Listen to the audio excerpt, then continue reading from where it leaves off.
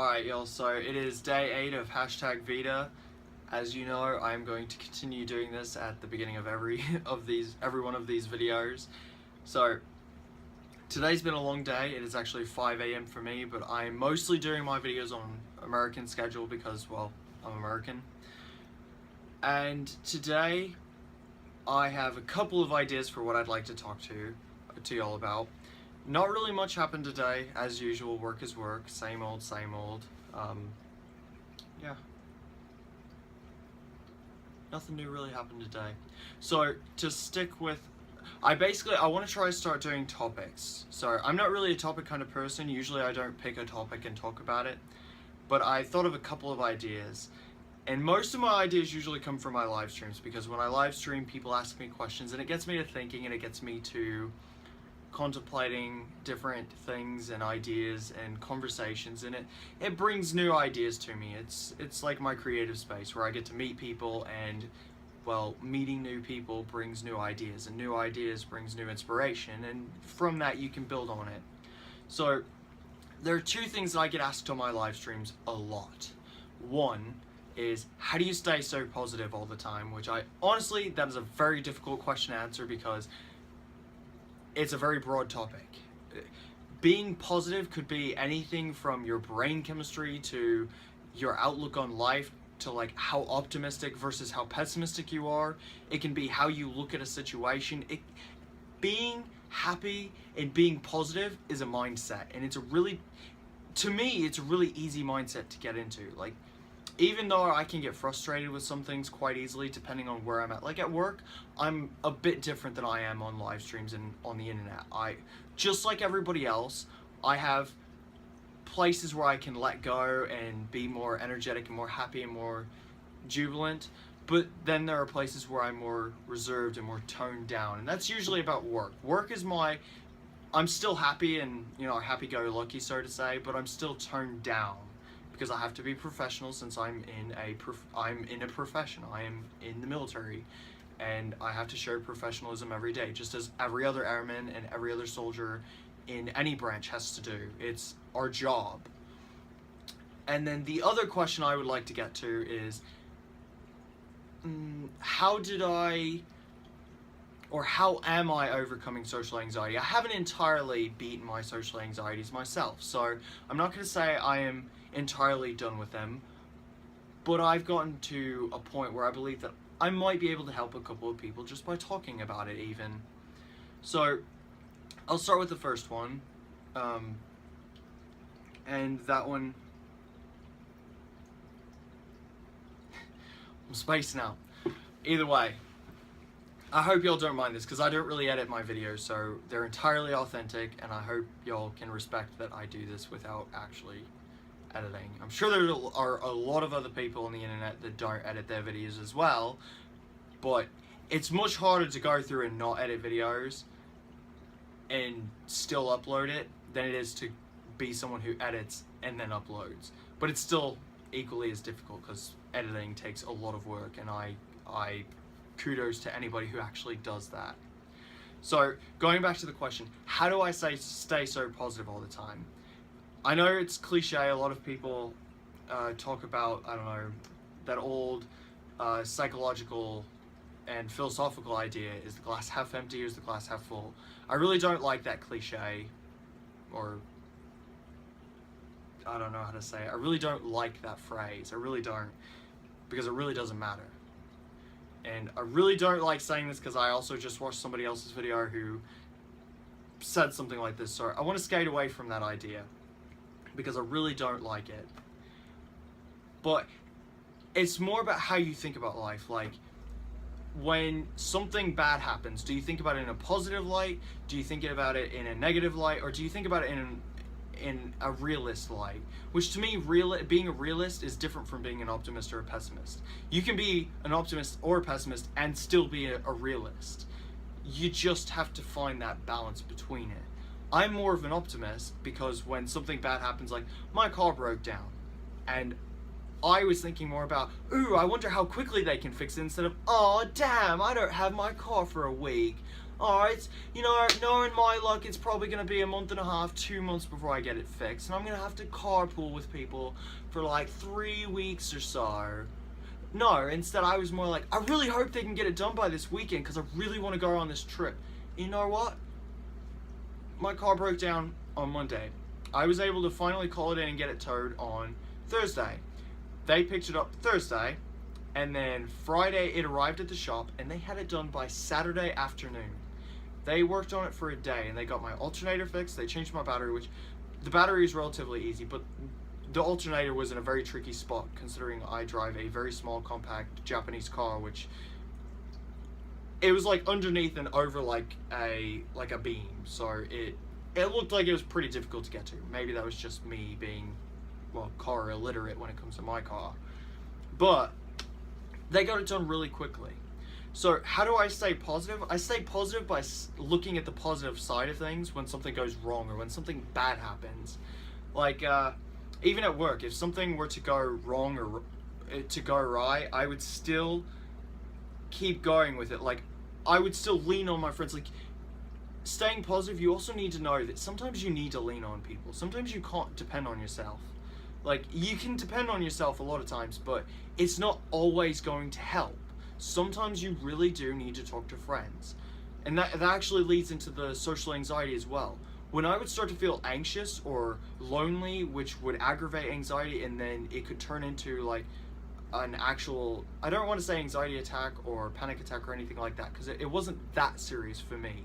I never had anxiety that bad. For me, it was more of like a constant thing. It never really got, like, it could get overwhelming, but it was never like panic level or like, oh my god, like I need to go, like I need to leave the room, I need to be alone kind of thing. It never got that bad for me. It was like a different kind of anxiety. It was more like a constant pressure type of anxiety where it wouldn't let up, and it could break you down and it could whittle you down until you just you didn't want to keep moving forward. You just wanted to stop and just wait. It could get to that kind of a point. But the point I'm getting at, how it leads into that is because social anxiety, if you have a friend that you can talk to, sometimes just talking to somebody and feeling less alone can lessen the stress that your anxiety will put on you. So honestly, one of the top three things that I always did when I would feel anxious is I would talk to a friend. Social anxiety is a really tricky thing though. Like, for me, when I was out in public, if I would have social anxiety or like if I would have a bout where it would like flare up, it's a really hard thing to explain.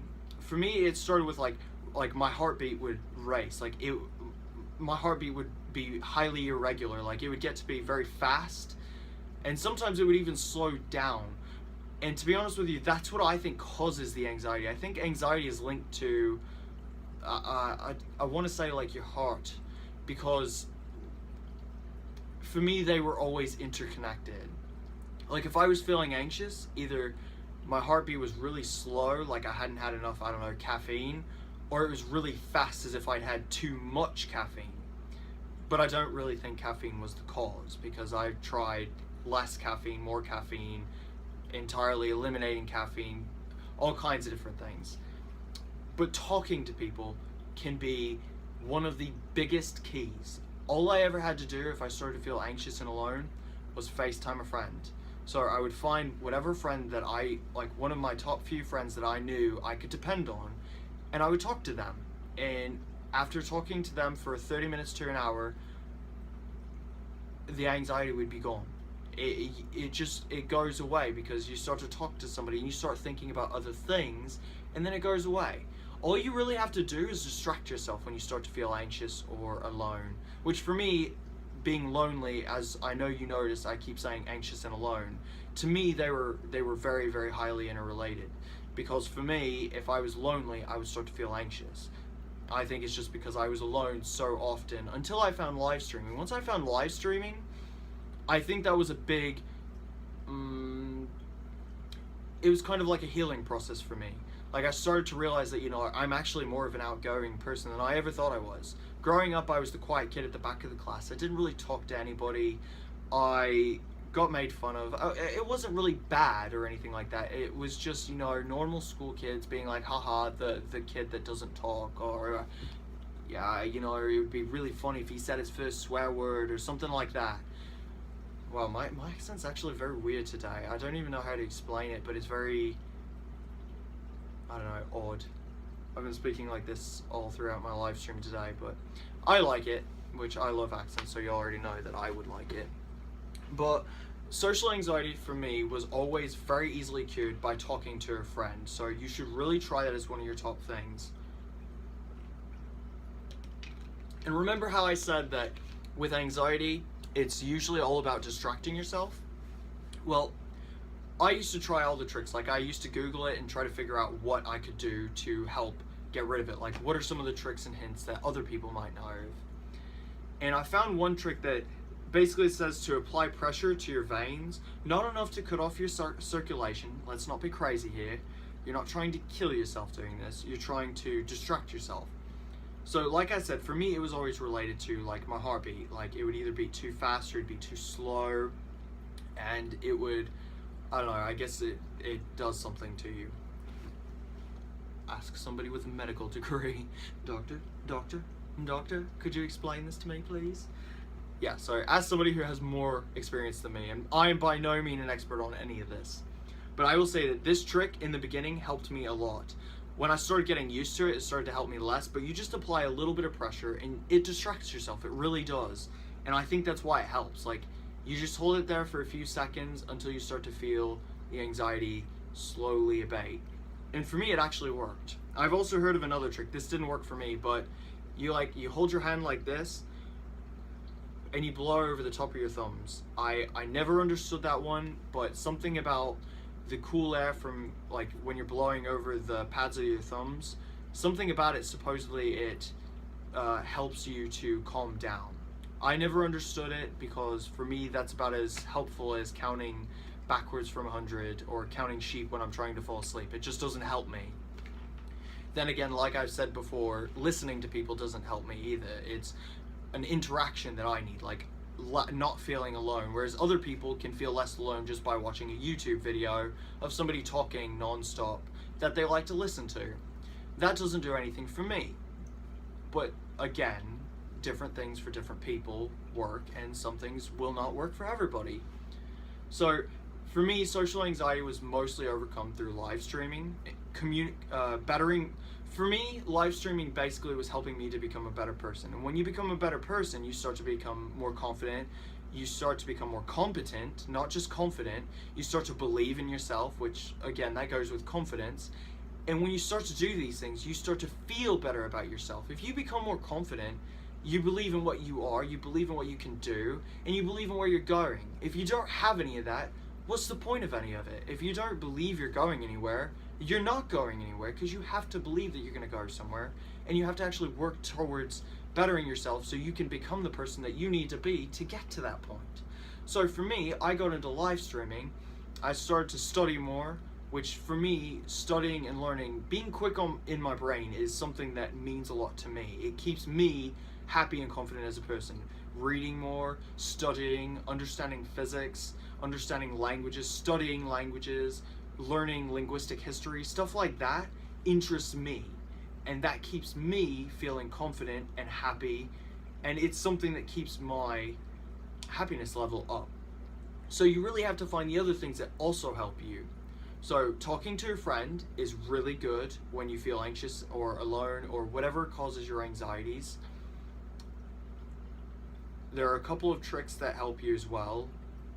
For me, it was the wrist trick, where you just kind of press down on your veins just a little bit for probably 5 to 20 seconds at the most.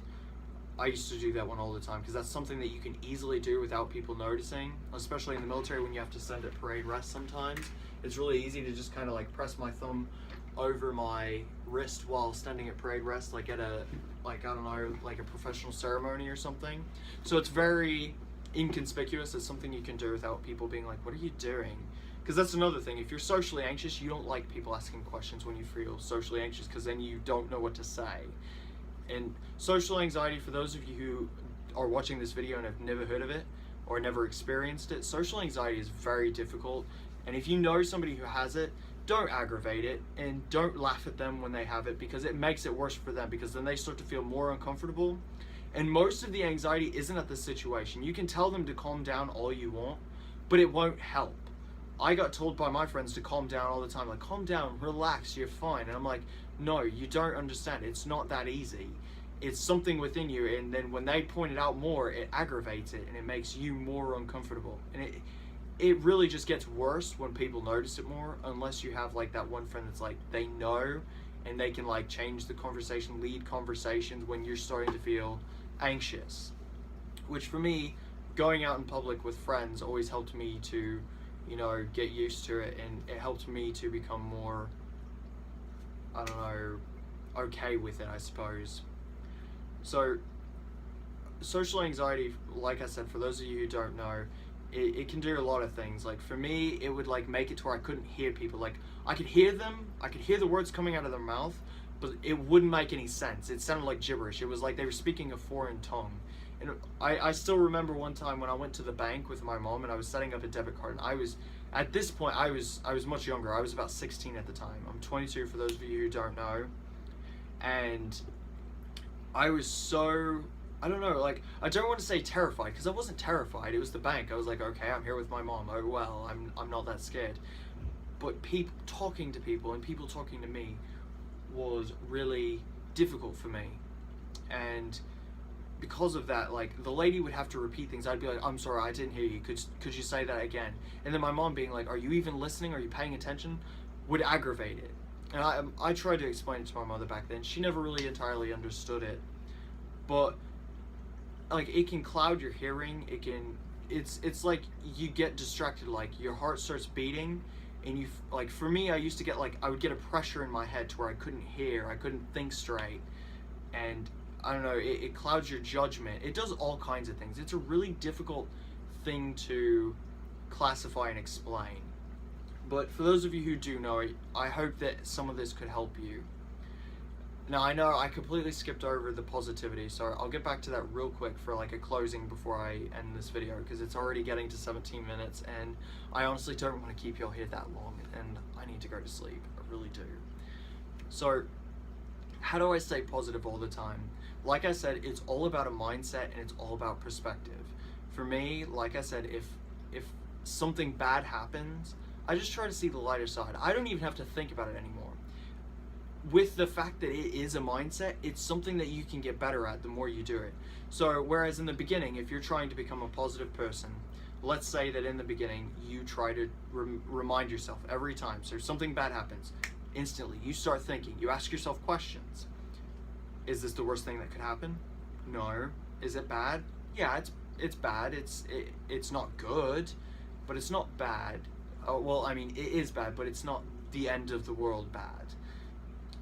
Is it something I can move past? Yes. Is it something I'm going to remember in a month? Probably not. Maybe. If it's something you'll remember in a month, then it'll take a little bit longer. But is it something you'll remember in a year? Probably not. So, if you ask yourself these questions and honestly just think your way through it, you don't have to think, oh my gosh, it's the end of the world, or no, it's not that bad. Neither one is necessarily the right response, but actually thinking about it. Use your human brain and think about it. Is this, like, what could make this worse? What could make this better? Is there something I could do to change this situation? Is this situation my fault? Is there something that I could do to rectify this situation? So thinking of a solution can definitely ease the tension of something breaking down your positivity and instead causing you to become more negative. But over time, when you get used to thinking like that, you'll become a more positive person, because really we are just creatures of habit. I don't know if you've ever heard it before, but humans are creatures of habit.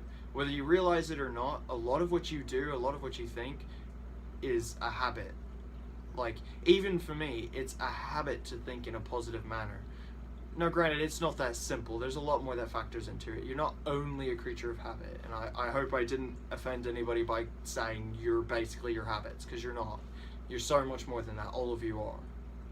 And I'll leave it at that for now, because I'd actually like to kind of think about it a little bit more on my own, so that I could potentially come up with some better ideas and maybe even some ways, I don't know how to say, exercises that can actually help you to become more positive.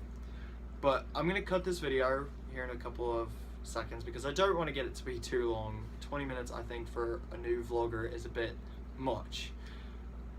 But just try to stay positive by trying to see the better side of things and trying to remind yourself that it's not the end of the world. You're gonna be fine. You're gonna find something that's gonna make you happy.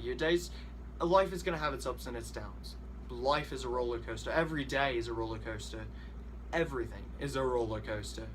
Hell, I want to be on a roller coaster. I really hope I get to go to one when I go back home to America. I miss it. But yeah, so I hope you enjoyed this video, and if you did, please let me know that you enjoy these videos, because at the end of the month, that's going to be my deciding point where I'm going to be like, is this worth continuing for? Is this something that I can do? Is this something that's going to be worth it to me? So to me, I as a positive thinker am going to think, is this something I'm positive about, or is this something I'm negative about? Because either way, I'm going to keep with my live streams, because I enjoy live streaming. But to know that this is actually something I need to keep doing, I need your support. Or not even just your support, I just need your honesty. Is this good? Is this bad? If it's bad, tell me why it's bad. If it's good, tell me why it's good. Please, I really do appreciate any kind of feedback, critique, any of it. And I really do appreciate it. Also, if any of you ever need anyone to talk to, I honestly don't mind talking to people. I'm very quick to accept people on Snapchat, Instagram, any of it. So if you ever need somebody to talk to, just leave a comment that you'd like to talk to me, and I'll do my best to get back to you. I try my best, I honestly do. But yeah, so bye!